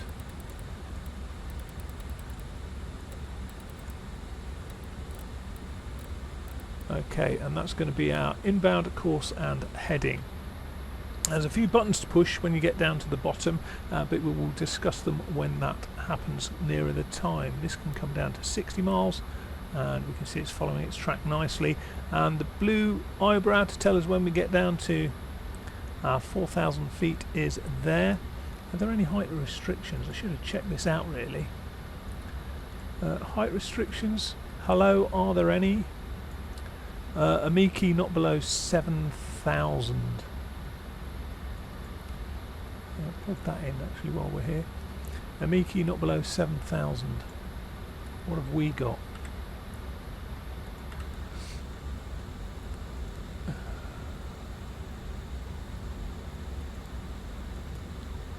Amiki, that's 7,000. So we'll put a positive element in there. We'll go 7,000 at Amiki. And that should probably change the eyebrow that we're looking at here in terms of the descent. So Negra, we can probably reduce our rate of descent. Matix 7,000. So let's set this actually to 7,000. Other way, Richard. Hate it when it jumps like that. The eyebrows obviously come in a lot more, so what we'll do is, what's our vertical speed like? Let's change our vertical speed. Let's click to vertical speed. We'll just see what we do there, 1800. How does that put our eyebrow? This blue eyebrow is bottom of our descent really for 7,000 feet, so we can go shallower than that in theory. Please excuse the mouse incompetence.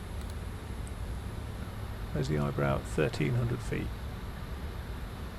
Much nicer, shallower descent. We're not doing a Stuka dive bomb.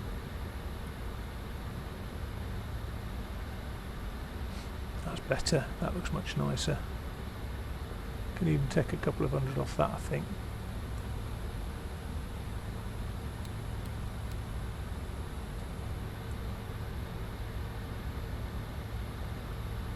Right, so we should be down at 700, approximately 5 or 6 miles before we hit Mativ, which was a 7,000 limitation.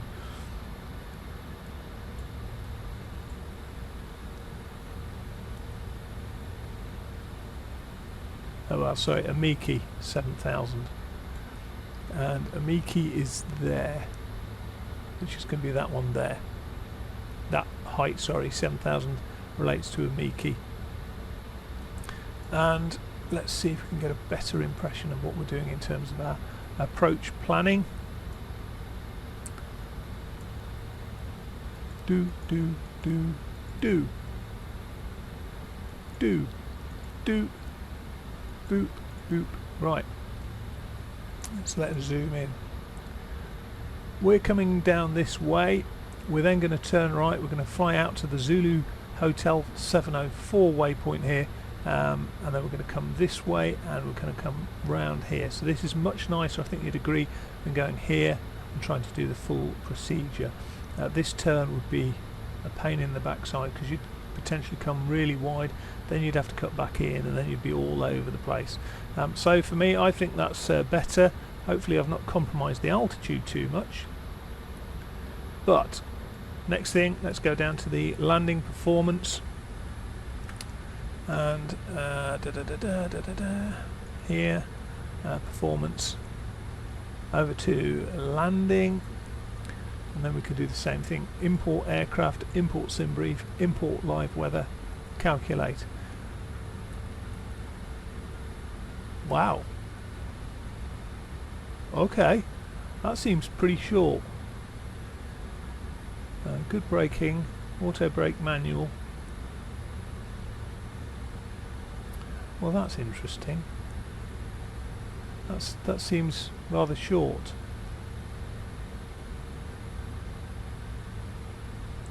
That seems rather short.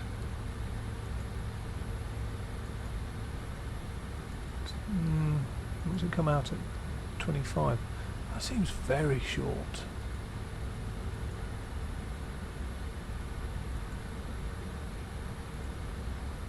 Can we get away with flap 25? Easily. We'll do it at flap 25 then. 133, 138. Nice. And in fact, one of the things we can do is we can start looking at the speeds here.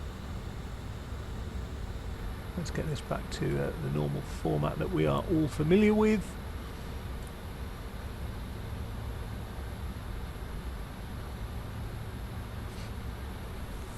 Are we down below 10,000?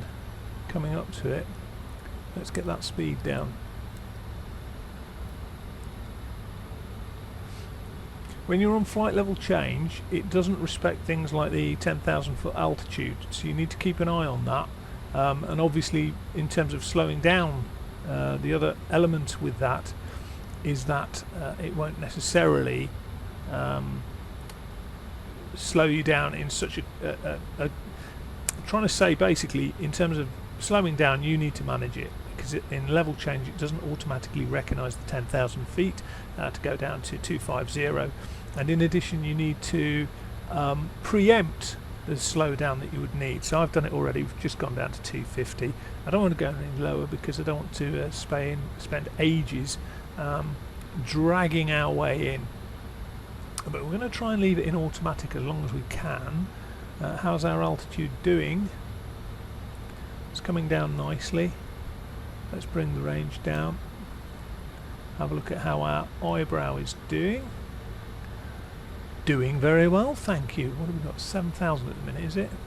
Yeah. But that's looking very promising. So I really do enjoy things like trying to manually organise the descent. I will say that this system becomes very cluttered in appearance when you say, for example, go to this and you've got this stuff all around here, but that's absolutely fine for me. I mean, these things back in the day, they weren't as smooth in terms of operating as they are these days. But I can see the value in terms of using vertical speed compared to level change. Level change is like a blunt hammer, in as much as, yes, it will get you down, but it doesn't care whereabouts on the earth you are. Whereas if you use vertical speed, you can change it to where you want it to go and where you want it to level off. And in fact, we're just going to take another 200 feet a minute off, which will level us at Mativ slightly earlier than we need. And we'll probably come down in speed here. What have we got on the box? We'll go to 10 on the box there, just to bring us down. So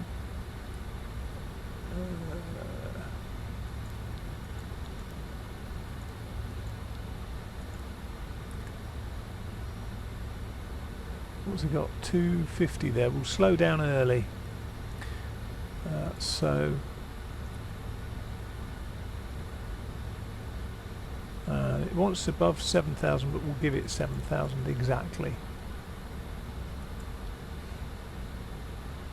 There we go, and that should slow us down nicely. It might have affected our little blue arc, but it hasn't. And from Zoo coming around the corner, 1,000 to go. From Zoo coming around the corner, we're going to need to get down to 4,000 feet. We've got approximately, what was that, about 10 track miles to get from 7,000 to 4,000, which is 3,000 feet difference. 3,000 feet by 3 is 9 miles, so it should be quite achievable.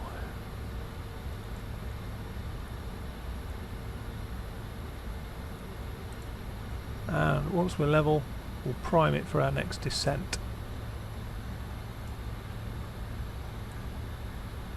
And our next descent will be 4,000.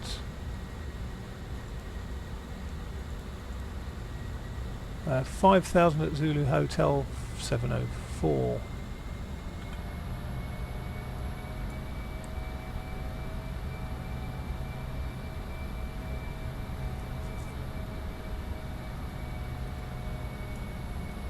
And coming up here, we can, now that we are level, we should be level. Altitude, yes, I can preset this in advance. Probably very bad practice, but hey, we're flight simmers. We don't have to abide by the laws. We can be our own creations. I will actually just get a few things set up. So I'll have that. 102 want to be adequate because we've only travelled a short distance, and I'm not going to faff around with that. I'm just going to cross my fingers and hope. And in terms of up here, we're not going to press the approach VOR. In fact, we can do that now because it just puts the indicators on. It doesn't actually do anything. This is the same as the Airbus if you're familiar with it. So we can put the approach indicator on there. As you see, it just changes a couple of settings on here. What else can we do? What we might do actually is set it into its profile speed, so we can see what it's doing and how well it gets on. And it should be any moment now starting to slow down to 210 after a Miki.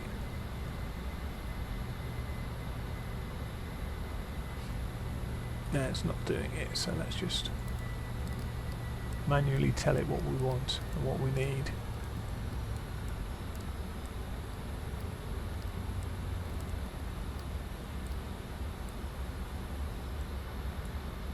Because otherwise we're not going to make this turn at the other end.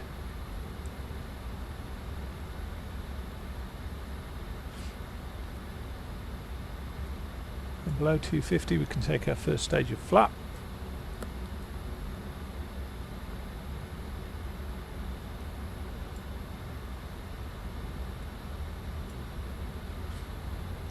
Just going to go past it and overshoot what we're after. Come on, you can do this. You can do this. Just refresh myself on the numbers. What do we have? 133, 138 really are the important numbers.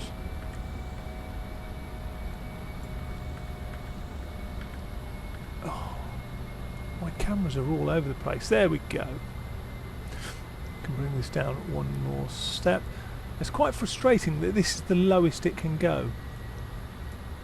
But we've got our ILSs tuned, we've got them set up, we've got the course set up, we're on our thrust management system that we want, we've got our automatic spoilers armed.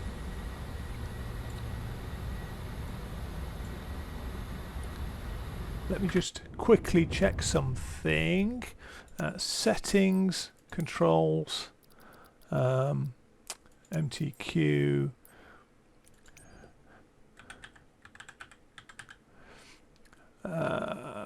Toggle reverse thrust joystick. Let's just double check that it is what I want it to be, which is going to be that one. There we go. Go back, same back, back.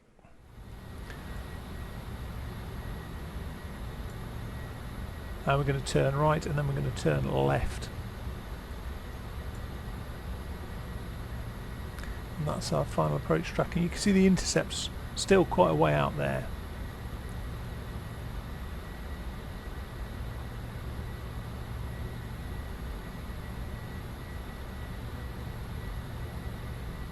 In fact, I'm telling a lie.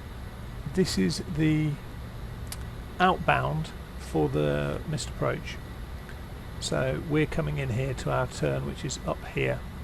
I mean, it's still going to be a relatively tight turn, but it's not going to be as bad as it was.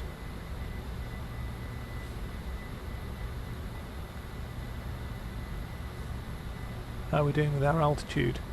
Oh, we're not descending. Oh. Level change.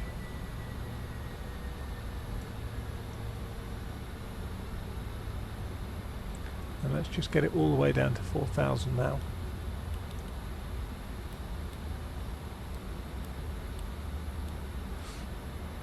Where's our blue line? That's coming in. Now we need to make sure we don't hit the ground. Actually, we'll stop it at 5,000 initially.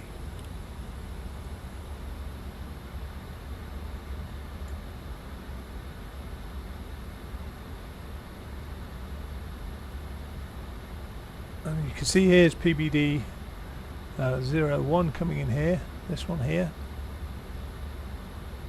And then Zulu Hotel, the 704 is about here, and then we're going to come in. So that should work out relatively nicely coming back in like this. It's a very steep turn onto final, I make no apologies about that. But we're just trying to see how we get on with this. So about 15 miles, track miles to go, approximately. Yeah, we don't need to be down quite this low, this early. We don't really need to slow down any more than we are. We're going to do that final turn at about 160. We've got some indications in terms of the glide slope there. We really want that to go up so that we're below the glide slope. It's good practice to intercept the glide slope from below, because you can have false lobes that are above your intended glide slope. But yeah, all this is the symbology, this switch here.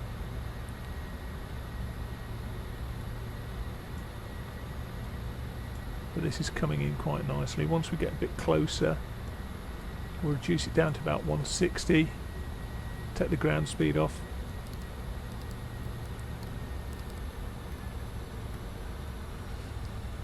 And what have we got out in terms of your first stage flap out? Fine.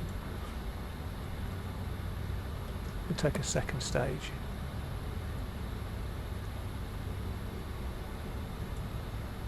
Yeah, according to our calculations, we've got miles of runway to play with here. 190, you can see the red barber's pole coming in for the overspeed.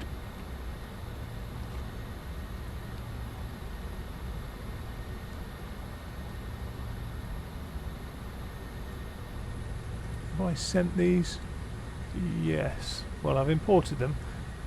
Can't really send them anywhere, so we have what we have.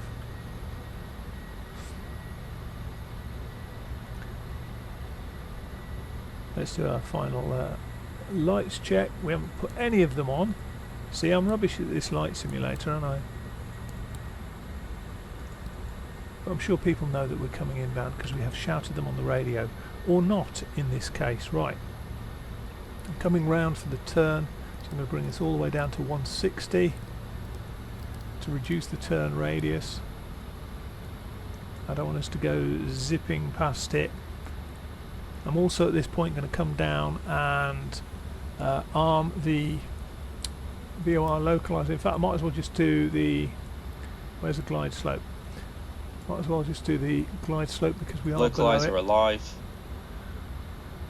I'm not sure. Glide slope alive. Yeah. I've had this. It says localizer alive, but the actual indicator's far out to the right hand side. But it's now turning to intercept. Are we down at 4,000? We are not.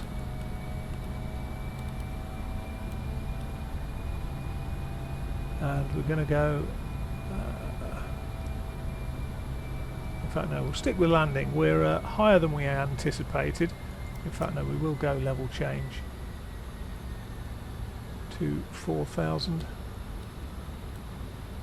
It's quite an aggressive descent, but we'll stay ahead of the diamond. And our airfield is somewhere out here. Look at those mountains, they Lock look captured. gorgeous. Lock captured. Speed checked, gear Nice. down. And once we're around the corner, we're going to go to our final approach speed, which was 138 if I recall correctly. If it's not, you can shoot the messenger, i.e. me, hypothetically. And coming round, how are we doing on the glide slope? We're still low, so I'm not going to deploy the fancy stuff Speed yet. checked, flap 25.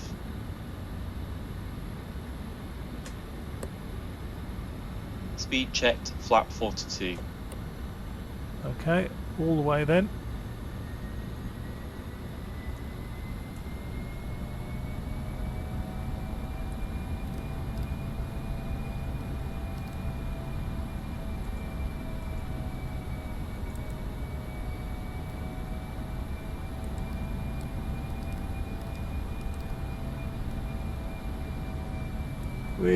Come on, mouse, play the game. And we'll see how it does with the initial stages, and then we'll take over. Anyone seen an airfield out there? Apparently there is one. Just a bit murky. My LOD is not particularly far, is it? So it should be somewhere here, dead ahead of us. Right. Let's ignore that. Let's come here. Let's take that. Oh no, I don't want that. That and that off.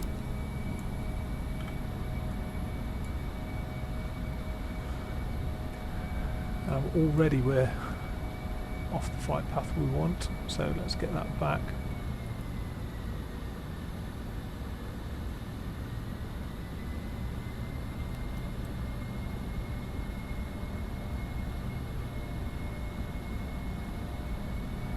Oh, I'm doing an awful job of this.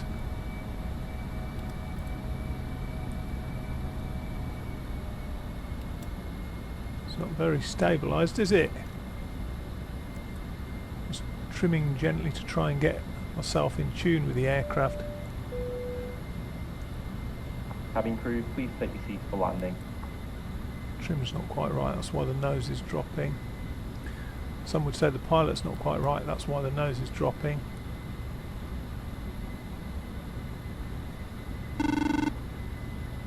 Cabin is secured for arrival. Thank you very much for your assistance.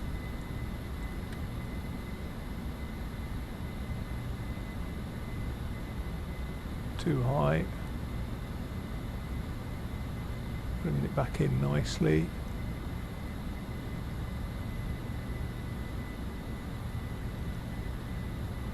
Nicely on localizer. Still a little bit high on glide path. Starting to come in a little bit now. Preempt it slightly, maybe too much there. Feels a little bit unstable with that.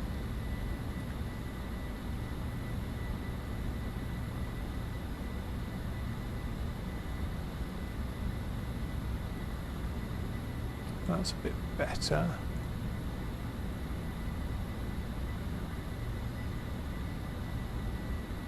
$500. I'm going to take it down to 200 and see what we get. Whether we can land from it or not. Nicely stable on the speed, not so much on the flight director. Although we've got the diamond in the middle, but the flight director's the bit that's driving me all over the place. I say driving me, I'm just 100. following it. Oof, didn't shout out 200, did 50, it? 40, 30, 20, 10.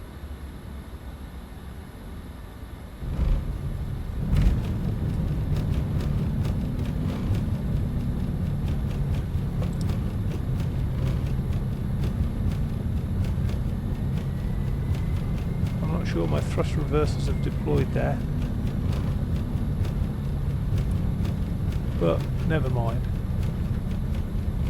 I think think that's going to be a binding issue more than anything else. Well, that was really enjoyable. 60 knots. Missed out the 200-foot call, but that's probably because I didn't set my decision height. So that's a me thing as opposed to the sim or the aircraft thing. But yeah, I'll leave that out. Actually, put those away. In fact, I'll leave it all out until we come to a stop. I'm not going to park up. You've seen me drive it around. That's all we need to look at now. If we just skip outside, you can see here we've got our air brakes fully out. Let's see if I can.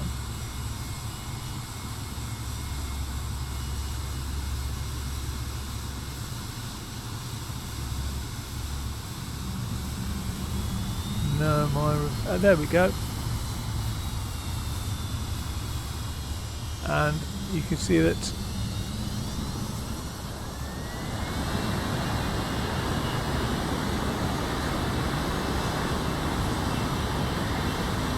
just try this, see how we get on.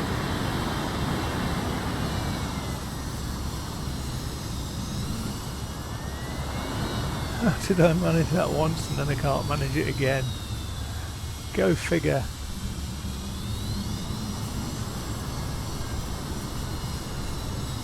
There we go. That's weird. I don't know what I've got set up with my controls. Right. So let's just put the parking brake on. Get rid of those. Flaps are all the way. We'll watch the animation of the flaps coming up. Just whilst we have a quick chat. So what do I think of the aircraft? We'll start from the outside in. The first thing, obviously, as I say, it's a pre-release version, so things may change between this release that I'm flying now and the full release. So with that in mind, please bear in mind there may be changes. Second thing is I don't know the price and I don't know the release date, so I do apologise for that, but if I don't have the information I can't provide it. External modelling, 3D modelling is very nice. The undercarriage is nice, the wings, etc. Very nice. The animations are superb. I love the doors for the reverse thrust. I love the heat haze that comes out of things like the APU, for example. The animation of the controls is nice and smooth. There's no sort of notchiness to it. Very nicely done. Overall, the 3D modelling and the animation is very nice. I've mentioned in the video about the aesthetics in terms of the textures. Again, the wheels, you're not going to look at it very often. You're also not going to smash your nose against the windows here to have a look at that. So I think although they're there, they're quite minor. The overall impression you get when you're looking at the aircraft is that they're very nice and they're very aesthetically pleasing. Little treats like things like the landing lights coming down, dropping down from the wing. You know, these are all very nice things, very well done. I have to say I'm pretty happy overall with that. If I come into the cockpit, it's a very nice environment. Oh, got some nice deboarding music. Very nice environment. It's not the most clickable thing in terms of, you know, that sort of immersion factor that some people like. I'm not bothered. You'll notice I haven't bothered clicking anything. My house is the temperature it is. I don't need to worry about trying to cool myself down with this. Well, actually at the moment with the weather I probably do. Systems are, from what I can see, all complete. You idiot, you didn't turn that off. The systems from what I can see are all complete. I haven't found anything that I can break or that doesn't work according to the manual, or that doesn't work according to the operating, the POH, Pilot Operating Handbook. So it's all really good. Lots of I didn't put didn't put the auto brake on. That's me jabbering away as opposed to doing concentrating. Things like the backup instruments and the fact that they work really nice. Like to see things like that. Everything that, as I say, everything I've pushed, played with, poked, prodded has worked as intended. A couple of interior textures that aren't the greatest. If I come and zoom in on the RMI down here, it's not the greatest. but overall the ambience, the music, the feel of the thing is really nice. I have had a flight of it in night lighting. It's very good. Couple of things let it down, like the sort of seat area where there's a couple of bits that don't really. Let me just see if I can get this to move around. Where the seat elements are coming through, for example. So here and here. So not biggies, really not biggies at all. Stuff that I can completely live with. The animation of controls is very good. Overall, the interior is modelled to a very nice standard. I've got really no concerns about it.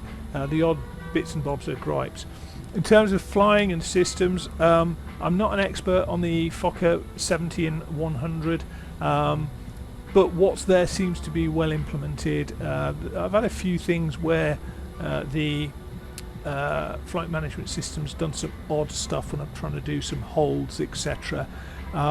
It may be me asking it to do something it wasn't designed to do in real life, I don't know. But as I say, if you do stuff in the wrong orders, sometimes you can create yourself an issue, and that's a me thing. We did see that the when I put it to a 2 mile downwind leg for the teardrop join for the hold, I don't know whether it's because it was expecting a 168 knot hold or 186 knot hold, but obviously when I put it to 210 it went out 9 miles or so, so something wasn't quite right with that. I'm not entirely sure what's gone wrong with that, but there's no hold that I'm aware of that would be 9 miles, even at 210 knots. What's that, 7 miles a minute, something like that? No, it's less than that, isn't it? 210 knots, 180 knots is a 6-minute mile. Yeah, maybe it was right. My mental arithmetic loses me here, but it certainly wasn't particularly tight, but I think it may well be that I've stuffed that up, so please forgive me if I have. But again, everything I've tried that's been implemented seems to work absolutely fine. There's a lot of stuff that you can do with it.